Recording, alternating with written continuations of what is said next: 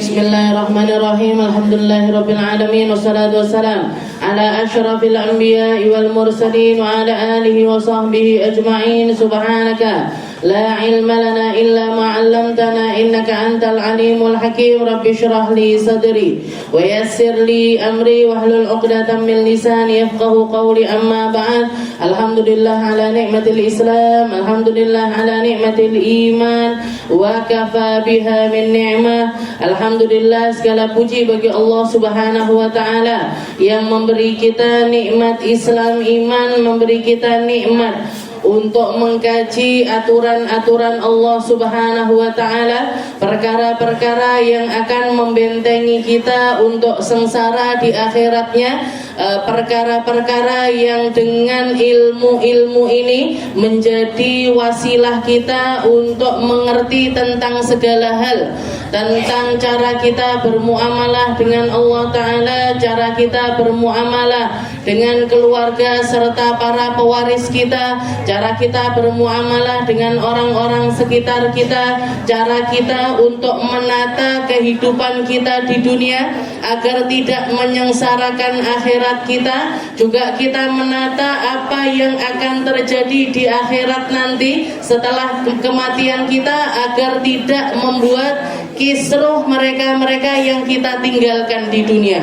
Ilmu yang Allah Ta'ala berikan lewat lisan Nabi kita Nabi Muhammad Sallallahu Alaihi Wasallam adalah sebuah ilmu yang luar biasa sempurna, adalah sebuah ilmu yang akan menjadi cahaya paling terang ketika kita memilih untuk mengamalkannya, ketika kita memilih untuk memahaminya, setelah itu menaati segala apa yang Allah Ta'ala berikan di atasnya, yang dijelaskan oleh Nabi kita Nabi Muhammad Sallallahu Alaihi Wasallam dan diteruskan terus oleh para ulama-ulama kita lewat kitab-kitab mereka, lewat fatwa-fatwa mereka, lewat dakwah-dakwah mereka, maka kehidupan kita ini nggak akan pernah menemukan kebuntuan. Orang-orang yang buntu, orang-orang yang memilih untuk istilahnya berada di ambang keputusasaan, itu bisa dipastikan karena mereka memilih untuk tidak mengetahuinya atau memilih untuk tidak mengamalkannya. Kalau hukumnya Allah Ta'ala sudah sangat sempurna, bahkan Nabi Muhammad SAW mengatakan, Inni taraktu lakumuddin, saya meninggalkan untuk kalian ini sebuah agama yang lailaha kanahariha, malamnya sudah semacam siang. Maksudnya apa? Gak ada yang gelap di dalamnya. Carane awake dhewe muamalah sama suami gimana? Ada, Bu. Caranya kita muamalah didik anak-anak kita gimana? Ada caranya. Caranya kita muamalah sama tetangga, caranya kita berteman, caranya kita ibadah, caranya kita berwasiat. Jangan lihat sendiri. Dari kemarin-kemarin niki kitab sak menetak loh. Jangan bayangkan. Kurang tipis sopo niki. Cuman kitab segini itu pun bahasa Arab campur bahasa Indonesia. Niki lo 5 tahun ndak barbar. Ini kita mau milad nantinya, istilahnya milad selanjutnya itu, ini nggak selesai. Kenapa? Saking banyaknya, saking detailnya apa yang Allah Ta'ala tinggalkan untuk kita umat manusia. Jadi tutorial hidup itu sudah lengkap. Caranya kita berkehidupan itu semuanya sudah lengkap. Tapi kebanyakan orang memilih untuk jauh dari ilmu tersebut atau memilih untuk mengetahui ilmu tersebut tapi nggak mau mengamalkannya. Ngerti ini bener, tapi aku saya milik salah. Tahu ini yang harusnya dilakukan, tapi karena kesombongannya, karena kecongkakannya, atau yang paling banyak wis kadung ini arep pineh. Sudah kadung seperti ini mau gimana lagi? Padahal nggak ada kata terlambat. Lebih baik terlambat daripada tidak sama sekali. Aku kok umur sakmene urung iso ngaji, belajar ngaji, Bu.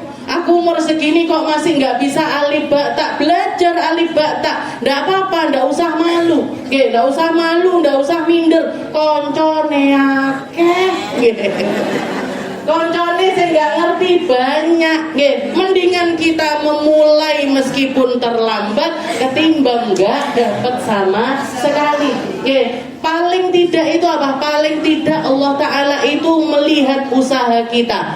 Paling tidak Allah Ta'ala itu melihat kalau kita ini, ya Allah, aku kok lagi ngaji saiki, aku kok lagi belajar sekarang, kok saya sadarnya baru sekarang, kok saya ngertinya baru sekarang. Tapi kita berusaha untuk merubah segalanya. Ya Allah, niki alam be ini kok banyak salahnya.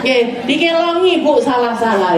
Ya Allah, ini mata ini kok banyak salahnya, dikurangi. Apa yang kita dengar, apa yang kita lihat, apa yang kita ucap yang salah-salah, berusaha untuk kita hilangkan. Kita usahakan untuk mengisinya dengan perkara-perkara yang baik, dengan perkara-perkara yang di situ ada letak ridhonya Allah Ta'ala. Kita nggak ngerti di mana disembunyikannya ridho Allah Ta'ala, sebagaimana kita nggak ngerti di mana letak murkanya Allah Ta'ala. Makanya para ulama mengatakan la tahtaqiranna, jangan remehkan kebaikan sekecil apapun. Jangan remehkan kebaikan sekecil apapun. Hatta imatatul adza anit thariq, bahkan sekedar untuk mindahkan sesuatu yang menghalangi jalan. Jenengan delok enek kerikil di tengah jalan, atau ada lubang di jalan yang potensi kalau orang lewat iso-iso kejeglong, atau ada orang lewat mungkin bisa keplecok dan jenengan uruki pakai tanah. Itu latah apa itu sekedar imatatul adza anit thariq. Ngelihat ada daun yang rodok menjulur, wong kok jilbabe kok kayak kecantalan, jenengan patahkan. Itu katanya itu termasuk salah satu kebaikan yang yang jangan kita remehkan. Kenapa? Karena kita nggak ngerti di mana letak ridhonya Allah Ta'ala. Begitu juga dengan kesalahan, jangan meremehkan dosa sekecil apapun. Karena kita nggak ngerti, barangkali di situ ada murkanya Allah Ta'ala. Jadi berusaha untuk jadi orang baik, berusaha untuk berbuat baik, berusaha untuk niat baik, berusaha untuk mikir baik.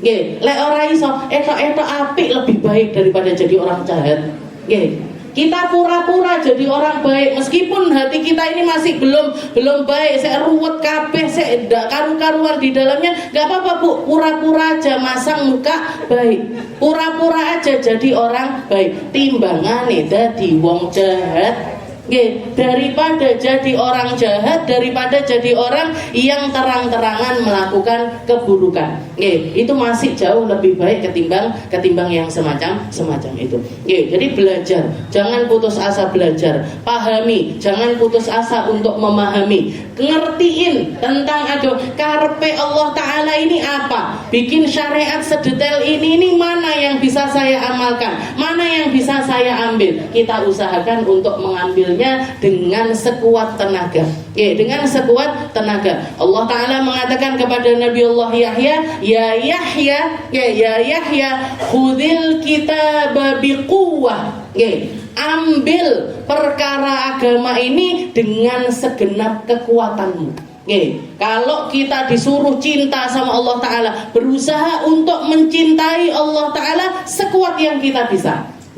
Kita disuruh sama Allah Ta'ala sholat, kita telateni perkara sholat ini sekuat kita mampu melakukannya. Kita disuruh sama Allah Ta'ala berzikir, berusaha untuk berzikir semampu kita untuk berzikir. Khudil kitaba biquwwah. Jadi omongan ini, ilmu ini, kefahaman ini ambil, jangan cuman sekedar angin lalu. Angin lalu mlebu kiwa metu. Bar metu wis apa ya mangga. Ya tetap aja ngomong buruknya masih tetap jalan.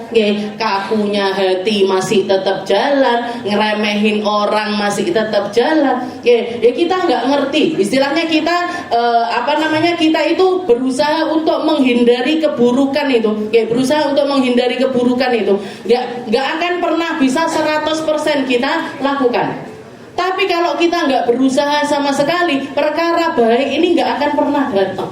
Oke, kalau kita nggak berusaha, maka nggak akan ada perkara baik yang akan menghampiri kita. Tapi ketika kita berusaha sekuat mungkin, sebisa yang kita lakukan, maka sedikit demi sedikit kebaikan-kebaikan itu juga akan mendatangi kita. Oke, mugi-mugi berkah dari kitab Sulamut Taufik yang dikarang sama orang soleh yang bernama Habib Abdullah bin Husain bin Thahir bisa jadi wasilahnya kita untuk menjadi orang-orang yang baik. Oke, kita lanjutkan pembahasan kita. Ila an qala al-muallif rahimahullahu taala wa nafa'ana bi wa bi ulumi fid dharain amin wal intima ila ghairi abi au ila ghairi mawali wal khidbatu ala khidbati akhi. Oke, minggu yang lalu kita sampai kepada bab yang membahas tentang keharaman menasabkan seorang anak selain kepada bapak kandungnya. Oke, selain kepada bapak yang dia itu sudah ada di dalam pernikahan sebelum janin itu ada.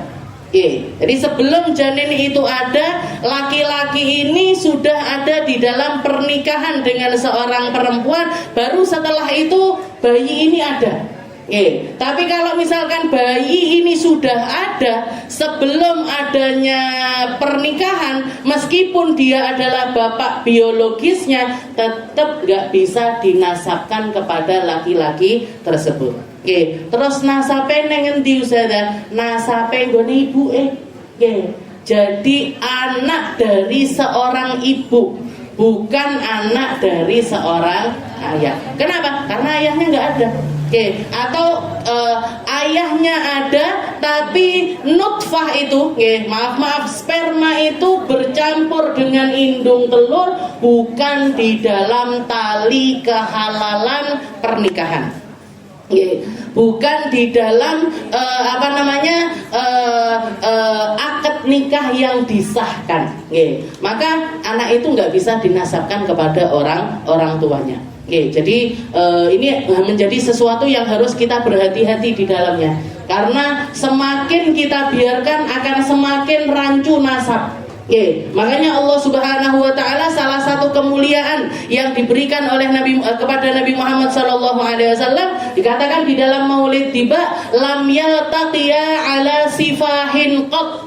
Nabi Muhammad ini dijaga keturunannya, dijaga bapak-bapaknya, orang tuanya Nabi, kakek neneknya Nabi, kakek neneknya terus sampai kepada Nabi Allah Adam, itu enggak pernah ada campuran sperma haram sama sekali.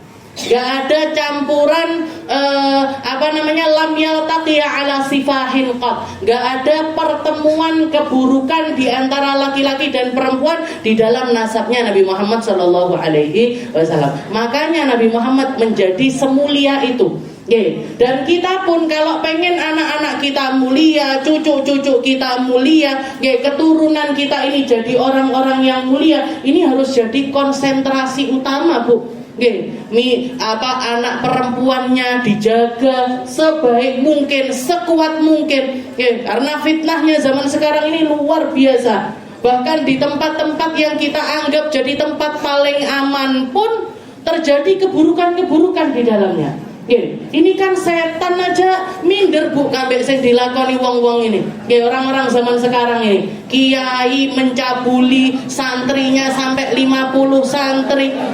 Jangan bayangkan berapa nasab yang dirusak sama orang yang dikatakan kiai ini tadi. Berapa bayi yang lahir gara-gara bayi-bayi yang lahir tanpa adanya bapak yang sah. Dan kalau misalkan ini nanti dinasabkan kepada karena kan informasinya gitu, begitu santrinya hamil dinikahkan ke santrinya yang lainnya. Ya Allah, ini sudah ngerusak anaknya orang, ngerusak nasabnya orang, rancu, nggak karu-karuan itu kerusakannya. Dan korbannya nggak sedikit, 50, Bu.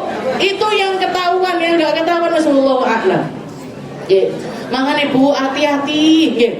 Hati-hati naruh anak-anak kita, hati-hati nggih. Naruh cucu-cucu kita. Kalau misalkan di pesantren kan harapannya ngapalin Quran, harapannya belajar agama, harapannya ngerti tentang aturan-aturannya Allah Ta'ala. Hati-hati banget nggih. Ini harus menjadi sesuatu yang paling kita berhati-hati di dalamnya. Kalau para ulama mengatakan inna hadzal ilm dinun, agama, ilmu ini ya agama. Okay. Ilmu ini ya agama. Jenengan belajar ilmu berarti apa? Berarti sedang memperbaiki agama. Kalau kita ngerti ilmu berarti kita sedang beragama. Okay. Inna hadzal ilm dinun. Ilmu itu adalah agama. Fanduru amman ta'khudu dinakum. Oke, fanduru amman ta'khudu dinakum. Maka hati-hati ketika kita itu harus nyari guru. Oke. Kita cari guru yang kompeten. Kita cari guru yang rantai sanad keilmuannya ini nyambung. Kita cari guru yang sabar. Kita cari guru yang ahli ibadah. Kita cari guru yang punya warok di dalam dirinya. Hati-hati di dalam keilmuannya. Hati-hati di dalam muamalahnya. Oke, salah satu tandanya itu kiai-kiai yang lurus itu mesti urusan muamalahnya mesti lurus. Oke. Kalau misalkan jenengan dapat atau ketemu sama kiai, kok senengane tumbas gone jenengan orang bayar, misalkan, nggak usah mondokin anak di situ Bu. Apa ada ustazah kayak gitu? Banyak. Saya punya toko Bu soalnya. Niku bilnya kiai-kiai yang katanya kiai punya pondok, dai, ustadz dan lain sebagainya, saya nggak dibayar, jika sorban nggak dibayar, ngambil sarung BHS nggak dibayar, ini nggak dibayar, Jadi ustadz maling itu banyak, kiai tukang nyolong itu banyak, ustazah tukang tipu itu banyak, Fanduru aman ta'khudu dinakum. Hati-hati sama orang yang kita ambil agama dari mereka. Masalah muamalahnya harus lurus. Masalah interaksinya antara laki-laki sama perempuan harus lurus. Istilahnya salah satu hal yang abah saya usahakan ketika mondokin kakak saya.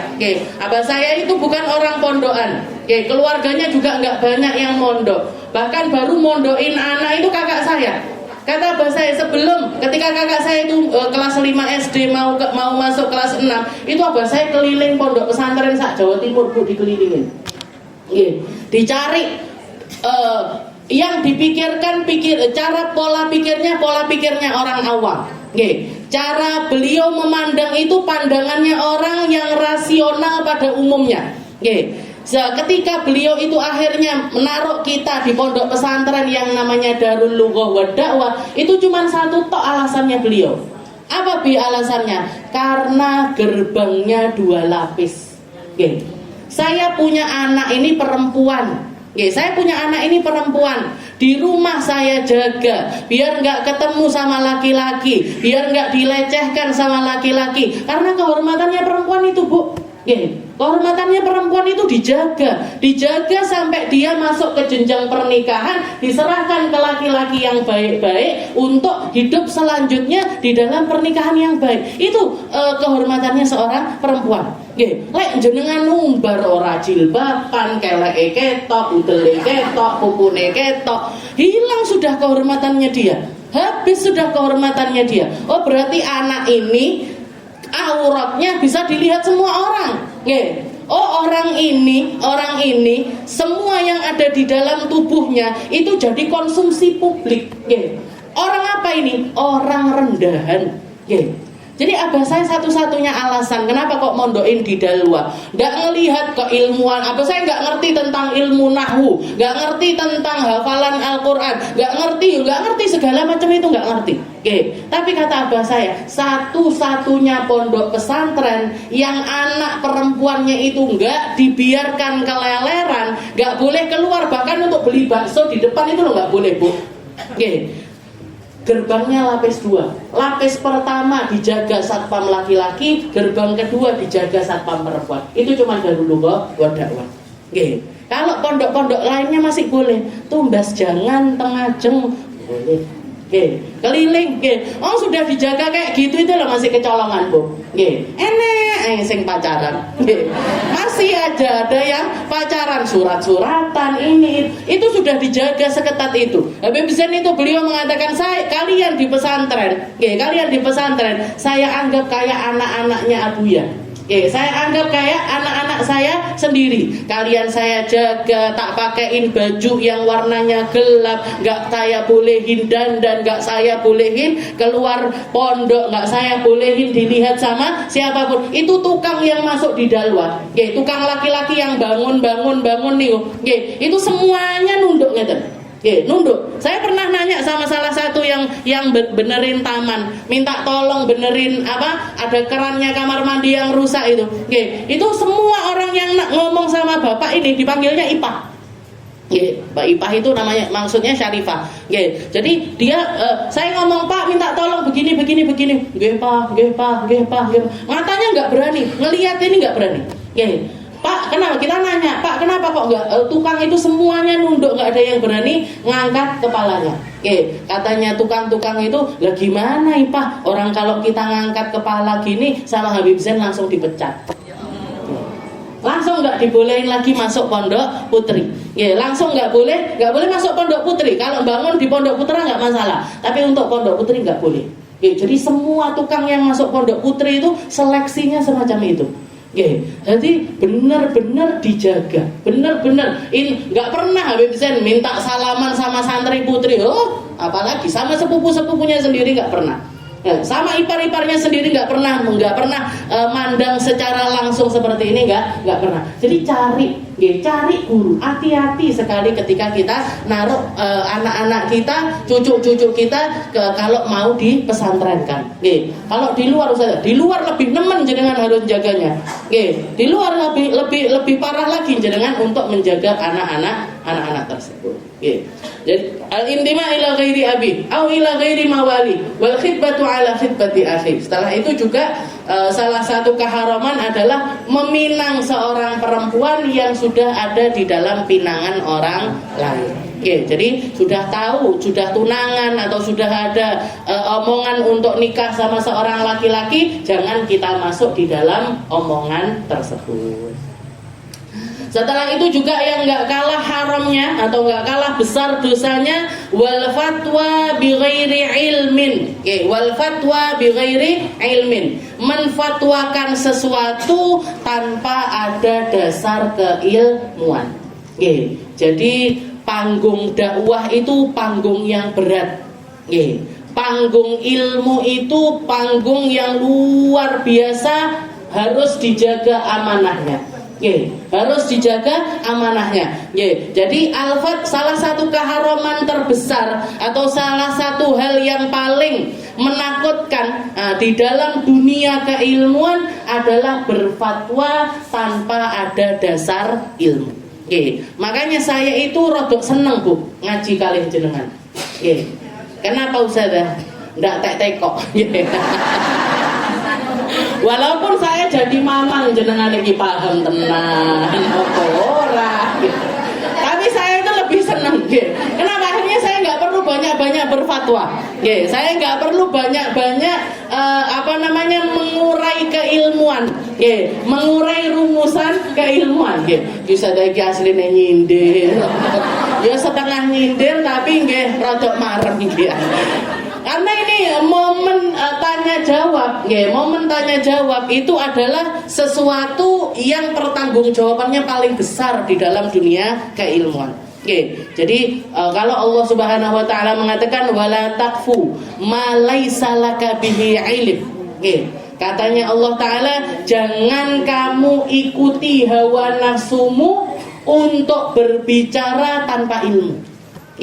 Jangan kamu ikuti keinginan dirimu untuk dipandang orang tahu segalanya. Ngerti tentang segala hal. Innas sam'a wal basara wal fuada kanu ulaika kana anhu mas'ula. Jadi di dalam Al-Quran sesungguhnya apa yang kamu dengar, apa yang kamu lihat, apa yang terlintas di dalam hatimu, semuanya nanti harus dipertanggungjawabkan. Semuanya nanti bakalan ditanya sama Allah Ta'ala. Jenengan bayangkan kayak apa hisabnya saya. Oke. Setiap Kemis ngaji durasi 45 menit sampai 50 menit. Oke. Itu per menitnya nanti ditanya sama Allah Ta'ala. Kenapa kamu begini, kenapa ngomong begini, kenapa bicara begini, kenapa. Jangan bayangkan, itu dikalikan berapa tahun saya ngaji, berapa banyak majelis saya yang saya isi, berapa banyak pemahaman yang saya sampaikan kepada jenengan. Kalau itu semuanya dipreteli sama Allah Ta'ala, Bu, gak kira selamat saya. Satu majelis saja gak kira selamat. Satu tempat saya ngaji ini gak kira berhasil untuk keluar dari cercaannya Allah Subhanahu wa Ta'ala. Makanya saya rodok marah jenengan gak akeh teko itu, saya rodok senang. Rodok senang. Karena Pak, karena fatwa itu berat sekali. Fatwa itu berat sekali. Dikatakan ada kalau halus sahabat, para sahabat-sahabatnya Nabi, ada salah seorang tabi'in, ada seorang tabi'in yang pernah mengatakan inni ra'aitu sama nina wa mi'ah. Saya pernah ketemu sekitar 180 orang dari sahabatnya Nabi minal ansor fi masjid Rasulullah sallallahu alaihi wasallam, dari golongan Ansor, dan saya ketemunya bukan di mana-mana. Saya ketemunya di masjidnya Nabi Muhammad SAW. Punjerane ilmu, Bu. Tempat lahirnya ilmu, tempat lahirnya segala pembahasan, tempat lahirnya segala kehalalan dan juga keharaman. Saya pernah ketemu 180 orang sahabatnya Nabi di tempat tersebut. Masa'altu lahum haditsan. Ketika saya nanya tentang satu hadis kepada mereka, mereka wadda ankafahu ghairu. Mereka selalu berharap kalau saya itu nggak nanya sama dia, tapi nanya sama yang lainnya. Dan ketika saya nanya tentang sebuah ilmu, semua di antara mereka, tidak ada satupun di antara mereka kecuali pengennya kita itu ngambilnya bukan cuma dari dia, tapi dari yang lainnya. Maksudnya gimana? Bahkan sampai dikatakan orang ini ketika nanya, jadi misalkan nanya satu hadis, saya nanya dong tentang hadis ini, kamu tahu nggak? Misalkan tentang niat, babnya niat, innamal a'malu binniyat wa innamal likulli imrin. Hadis yang sangat masyhur sekali, semua orang hafal, semua orang ngerti tentang hadis tersebut. Nanya, katanya orang yang ditanya, padahal sahabatnya Nabi, orang Ansor di masjidnya Nabi, ketika ditanya, ya jauh teko karo sing kuwi. Disuruh dilempar ini pertanyaan ke yang lainnya. Saya nanya ke orang yang ditunjukkan, ini gimana nih? Tanya aja ke itu, ditanya aja ke itu, tanya aja ke itu. Sampai apa? Sampai balik nih gone wong awal. Jadi semua itu ditanya, nggak mau jawab. Sampai hadis itu, pertanyaan itu kembali kepada orang yang awal. Saking apa? Saking waroknya mereka untuk berfatwa. Saking mindernya mereka untuk mengucapkan tentang, jadi saking tahunya mereka tentang beratnya makom ilmu, beratnya makom untuk berfatwa, beratnya makom untuk meriwayatkan sebuah hadis. Tapi katanya Nabi, man su'ila an ilmin fakatamahu ujima yaumal qiyamah bilijan minan nar. Kalau jangan dibalikkan lagi, tapi kan ada hadisnya Nabi yang ketika kita itu ditanya tentang sebuah keilmuan, kok nggak mau jawab, nanti di akhirat akan di uljim. Uljim itu ditaruh sumpelan di mulutnya dia yang akan ditarik dari arah kanan dan juga kiri pipinya, dan itu semuanya terbuat dari api neraka. Jadi orang yang berilmu ditanya ilmu kok nggak mau jawab, itu dosanya juga sangat besar sekali. Tapi ini kok sahabatnya Nabi kelakuannya kak seperti ini kenapa? Dari saking waroknya mereka tentang makom ilmu. Dan karena mereka yakin nggak nanya ke mereka pun mereka akan tahu dari yang lainnya. Nggak paham dari mereka akan ada orang lain, karena ilmu masih sangat meluas sekali. Kebanyakan orang di waktu itu berilmu. Kebanyakan orang waktu itu paham tentang aturan-aturan agama. Lah kalau zaman sekarang orang punya ilmu nggak mau ngomong, yo sing mesakne jenengan. Yang kasihan umat, yang kasihan orang-orang yang nggak pernah mondok, nggak pernah pesantren, nggak pernah ngaji. Nggih, terus piye iki lek ustazah kabeh meneng-menengan. Nggih, ustazah nanya ini, nanya Gunur aja. Gunur, nanya khusus saja. Nggih, nah, wis ndak karu-karuan nggih. Jadi istilahnya seperti itu. Nggih, dari waroknya para ulama. Imam Malik, sekelas Imam Malik. Nggih, Imam Malik itu imam Darul Hijrah. Nggih. Imamnya negeri hijrah, imamnya orang-orang Madinah, gurunya Imam Syafi'i. Ya, gurunya Imam Syafi'i. Itu beliau pernah di majelis seperti ini. Ya, di majelis seperti ini dikasih pertanyaan di dalam bab keilmuan sekitar 48 pertanyaan, 48 atau 47 pertanyaan, itu yang dijawab sama beliau cuma 5. Selain itu selebihnya beliau menjawab la adri. Saya nggak ngerti. Oke, jangan bayangkan misalkan di sini, majelis Darussalam ini, sesi tanya jawabnya tulisannya numpuk misalkan. Nggak usah banyak-banyak, 10 misalkan. 10 pertanyaan. Setelah itu saya bagian jawab, saya buka, saya nggak ngerti Bu ini. Saya buka lagi, saya nggak ngerti Bu. Saya buka lagi, saya nggak ngerti. Saya jawab misalkan cuma 3 misalkan. Dari 10 pertanyaan saya jawab cuma 3. Itu jenengan kira-kira nganggep saya orang yang bagaimana? Oh, tiba ustazah yo nggak pintar-pintar banget. Yo nggak paham-paham banget tiba. Dari 10 pertanyaan yang dijawab cuma 3. Ini Imam Malik, Imam Malik, sekelas Imam Malik. Dari 48 atau 47 pertanyaan tersebut, gak sampai 10 yang dijawab sama beliau. Jadi cuma sekitar 10-an pertanyaan yang dijawab sama Imam. Selebihnya beliau mengatakan la adri. Bahkan pernah ada datang orang dari Irak, dari Irak perjalanan ke Madinah. Niku zaman belum ada pesawat, belum ada bis dan lain sebagainya. Kayak apa capeknya dia, berapa biaya yang dia keluarkan, seberapa capeknya dia. Nanya datang ke Imam Malik, nanya satu pertanyaan, jawabannya Imam Malik la adri. Saya nggak ngerti. Jare wong Imam Malik, saya dari Irak loh. Bukan orang Madinah loh. Saya bukan orang sini loh. Saya orang jauh. Lah saya nanya ke jenengan kok jenengan bilang nggak tahu. Katanya Imam Malik, terus piye? Wong pancen aku ndak ngerti. Ya memang saya nggak ngerti, saya harus apa? Pulang dia tanpa dapat jawaban. Datang lagi orang Andalus. Andalus itu Mesir. Orang dari Mesir datang ke Madinah. Datang ke Madinah nanya sama Imam Malik. Katanya dijawab sama Imam Malik la adri. Saya nggak ngerti. Apa yang kamu tanyakan ini saya nggak ngerti. Katanya orang tersebut, wahai Imam, saya jitu min Andalus, saya datang dari Andalus, saya datang dari negeri yang jauh. Wajitu ala qaumin, dan saya datang ini karena rekomendasi sekelompok besar dari manusia yang mereka mengatakan laisa ala ahlil arab a'lam minal Imam Malik. Di bumi seluruh belahan penjuru bumi ini saat ini, sekarang ini gak ada orang yang lebih alim dibandingkan Imam Malik. Lek jenengan ngomong gak ngerti, saya harus nanya siapa. Kalau jenengan jawab dengan kata-kata saya nggak ngerti, saya harus bertanya kepada siapa. Katanya Imam Malik, ya nggak ngerti juga saya. Nggak ngerti juga saya. Dan katakan kepada orang-orang yang mengatakan semacam itu, annal Imam Malik layadri. Jawabin orang-orang itu bahwasannya jawabannya Imam Malik mengatakan dia tidak paham. Makanya para ulama mengatakan la adri nisful ilm. Jawaban nggak ngerti itu setengah dari jawaban. Karena apa? Karena ada banyak hal yang kita itu harus matang-matang ketika menjawabnya.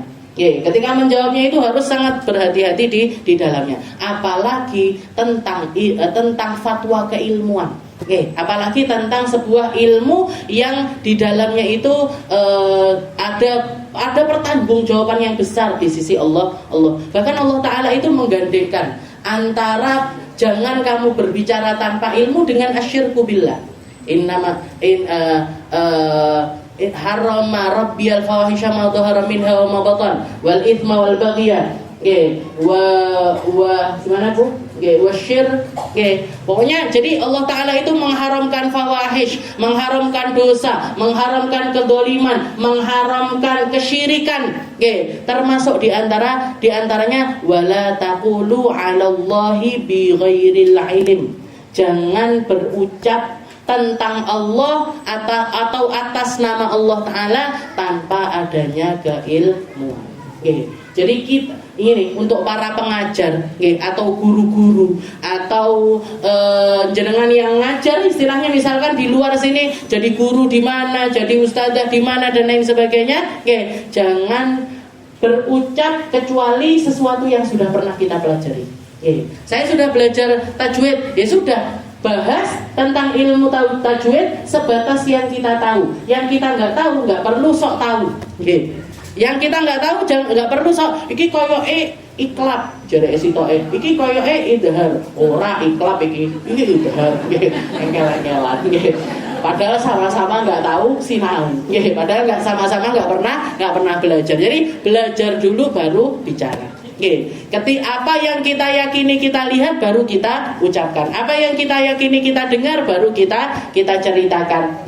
Jangan bicara sesuatu yang sepertinya, saya kira, itu semuanya dosa kabeh Bu niku.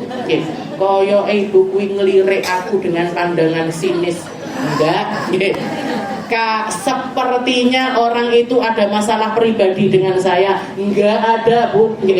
Jadi prasangka seperti itu jangan dituruti. Inna ba'dadh-dhanni itsmun. Semua yang kira-kira, semua yang ragu-ragu ada dosa di dalamnya. Jadi ilmu ini jelas. Apa yang diaturkan sama agama ini adalah sesuatu yang jelas. Wal fatwa bi ghairi ilm. Jadi menfatwakan sesuatu tanpa ilmu. Wa ta'limi wa ta'allumi ilmin mudir. Setelah itu juga keharaman selanjutnya adalah mengajar atau mempelajari ilmu yang membahayakan. Mempelajari ilmu atau mengajarkan ilmu yang ada potensi bahaya di situ. Misalkan saya ini nggak bisa nyopir Bu. Saya ini nggak bisa nyopir mobil. Ada yang jenengan, Ustazah saya pengen belajar mobilan, saya pengen belajar nyopir. Mau sini Bu, tak warai. Tak warai. Ini celaka dan mencelakai orang. Ini namanya saya celaka dan mencelakai orang lain. Iki sing kanan apa? Gas, sing kiri apa? Rem, padahal kualik misalnya. Jadi apapun sesuatu yang yang berpotensi ada bahaya di situ, jangan belajar kepada orang yang semacam itu, atau jangan belajar tentang ilmu yang membahayakan. Misalkan majelis kemis saiki ganti ilmune, ndak ngaji sulam taufik neh. Apa? Sekarang ngaji apa Ustazah? Ngaji perdukunan. Nauzubillah min dzalik. Misalkan. Jadi kenapa kok haram mempelajari ilmu perdukunan? Karena ya itu membahayakan. Bahaya Bu, jenengan lek iso dukun, kabeh pun iso dukun. Sedak karu-karuan, menyane diurupne, konsulsi ning sini. Ada apa? Masalah apa? Sedak karu-karuan. Jadi semua ilmu santet, ilmu dukun, ilmu apapun yang berbahaya itu jangan dipelajari. Jangan dipelajari. Kecuali kalau misalkan ada orang yang sudah terlanjur ada di kondisi tersebut, sudah terlanjur kadung duwe ilmu dukun, sudah terlanjur bisa nyantet orang, sudah terlanjur ngerti tentang ilmu-ilmu yang semacam itu. Maka gimana ini setelah dia beragama Islam atau setelah dia ngerti tentang aturannya agama, gimana? Jangan diajarkan lagi ilmu-ilmu, cukupkan sampai dia aja. Karena itu ilmunya setan. Karena itu adalah ilmunya setan. Wa ta'limin wa ta'allumin ilmin mudir, wal hukmu bi ghairi hukmillah.